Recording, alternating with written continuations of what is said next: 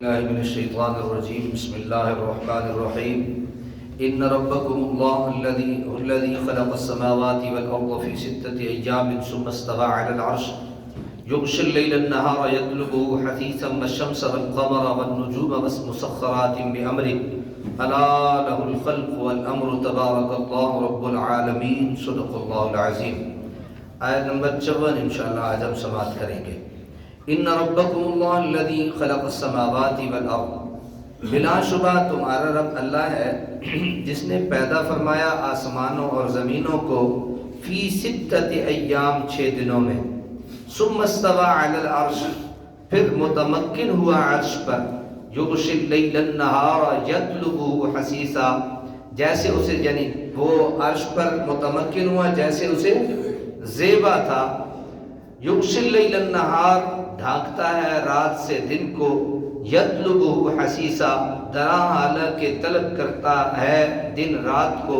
والشمس والقمر، اور پیدا فرمایا سورج اور چاند کو. والنجوم مسخرات بامرہ، اور ستاروں کو وہ سب پابند ہیں اس کے حکم کے. الا لہ الخلق، سن لو اس کے لیے خاص ہے پیدا کرنا. والامر، حکم دینا.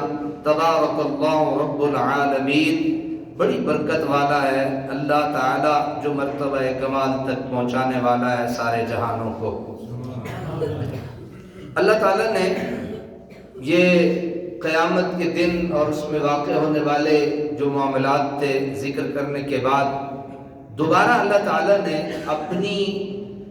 اپنا تعارف کروایا کہ میں کون ہوں، تاکہ کوئی بھولا بسرا پھر رہ گیا ہو اسے اللہ کی سمجھ آ جائے کہ اللہ کون ہے.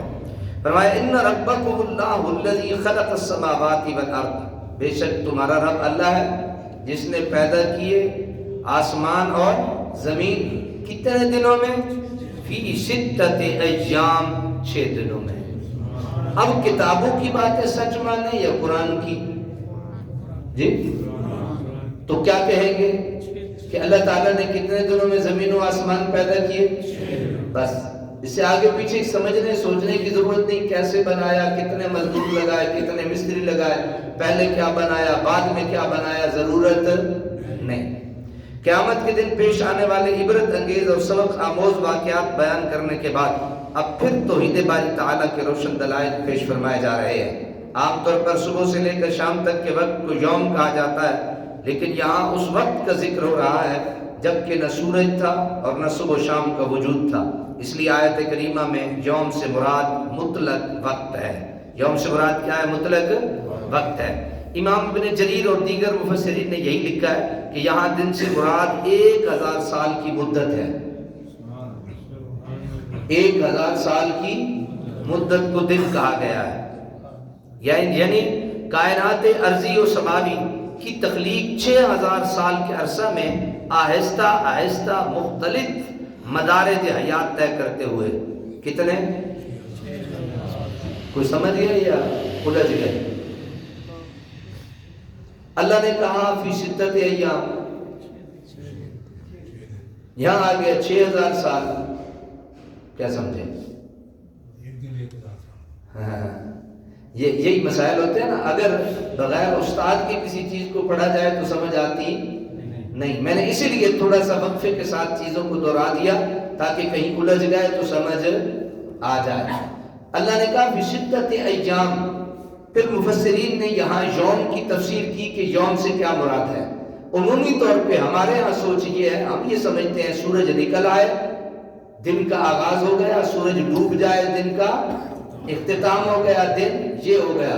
تو فرمایا یہ اس وقت کی بات ہو رہی ہے جب سورج تھا ہی نہیں کہ تم دن کا اندازہ لگا سکتے.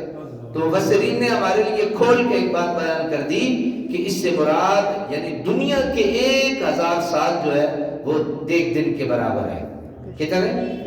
ایک دن. اس سے مراد ایک دن یہ. تو اللہ تعالیٰ نے کتنے سال ہو گئے؟ 6 تھا تو ہر دن کا 1 سال، تو کتنے سال ہو گئے؟ 2000 سال ہو گئے. ہر دن 1000 سال کا تو 6 دن 6000 سال کے. تو سمجھ آنے میں آسانی ہو گئی. اگر اللہ چاہتا تو چشم زدن میں اس ساری کائنات کو پیدا فرما دیتا، لیکن اس کی قدرت کاملہ اور حکمت بالغہ کی جو جلوہ گری اس تدریج میں ہے وہ اہل فکر و نظر سے پنہا نہیں۔ اگر کوئی چیز دفعتاً مارز وجود میں آ جائے تو گماں ہو سکتا ہے، یہ محض اتفاقی امر تھا، یعنی ایک دو تین باتیں ایسی کر کے جو اس بات کے قائل تھے کہ زمین آسمان اچانک سے بن گئے، اس کا کوئی بنانے والا نہیں، تو یہی فرمایا کہ اللہ تعالیٰ چاہتا تو اس کے لیے کیا مشکل تھا، چشم زدن پہ بنا دیتا، آنکھ بند کرتے کھلتی چیز بنی ہوتی، لیکن اللہ تعالیٰ نے اس کو آہستہ آہستہ بڑی تدریج کے ساتھ بڑی ترتیب کے ساتھ بنایا، اور پھر ان سارے سوالوں کے جواب سے گونگا کر دیا جو سائنس موجودہ دور میں کر رہی تھی۔ پھر آگے ہے کہ ثم استوى علی العرش، جب یہ بن گئے پھر اللہ تعالیٰ اپنی شان شان جس طرح اللہ کی شان ہے وہ عرش پر متمکن ہوا، وہ عرش پر کیا ہوا؟ متمکن ہوا۔ اب سنیے سلف صالح کا مسلک، سلف صالح سے مراد پچھلے گزرے ہوئے جو لوگ ہیں، مسلک تو یہ تھا کہ وہ ایسی آیات کی حقانیت پر ایمان رکھتے لیکن ان میں کیل و کال سے گریز کرتے، یعنی سوچتے نہیں، جس طرح ہم کیڑے نکالتے ہیں، بات بات میں کیڑے نکالتے ہیں، یہ پتہ نہیں ایسے کیوں ہو گیا، پتہ نہیں ایسے کیوں ہو گیا۔ یہ ہمارے بزرگوں کی عادت نہیں تھی جو سنتے تھے اس پر ایمان قائم کر لیتے تھے۔ جب سے ہم نے، وہ مجھے ایک بچے نے آج کل کی، میں بڑا حیران ہوا، میرا شاگرد ہی تھا، یو کے چلا گیا، بس پھر کچھ ہو گئے مسائل جو بھی ہوئے، مجھے کہہ رہا تھا جی رجب میں عمرہ نہیں کرنا چاہیے۔ میں نے کہا جی کیوں نہیں کرنا چاہیے؟ تو پھر وہ گونگا ہو گیا۔ اب وہ پھر کبھی انشاءاللہ وقت ملا تو میں آپ کو اس کی وہ بھی ہسٹری سناؤں گا کہ رجب میں کیوں نہیں کرنا چاہیے۔ ویسے آپ کو سمجھانے کے لیے کہا کہ سادہ لوگ تھے، بس ایک چیز سمجھا دی، اس پہ ٹک جاتے تھے، کیلو کال چوچرا کیڑے نہیں نکالتے تھے۔ حضرت امام مالک سے مروی ہے کہ کسی شخص نے آ کر اس آیت کا مطلب دریافت کیا، پوچھا کہ اللہ تعالیٰ نے عرش پر کس طرح استوا فرمایا ہے؟ استوا کہتے ہیں بیٹھنا، ٹھہرنا، ٹھیک ہے نا، یعنی اس کو ایسا لفظ استعمال کیے مفسرین نے کہ تاکہ اللہ کی شایان شان ایک لفظ ہو جائے، کیونکہ اللہ تو بیٹھنے سے پاک ہے، اس کا تو وجود ہے ہی نہیں، رکنے سے وہ پاک ہے، اس کا تو وجود ہے ہی نہیں۔ تو بہرحال فرمایا، تو آپ نے تھوڑے سے توقف کے بعد فرمایا ہمیں یہ معلوم ہے کہ اللہ تعالیٰ نے عرش پر استوا فرمایا، لیکن اس کی کیفیت کیا تھی وہ ہمارے فہم سے بالاتر ہے۔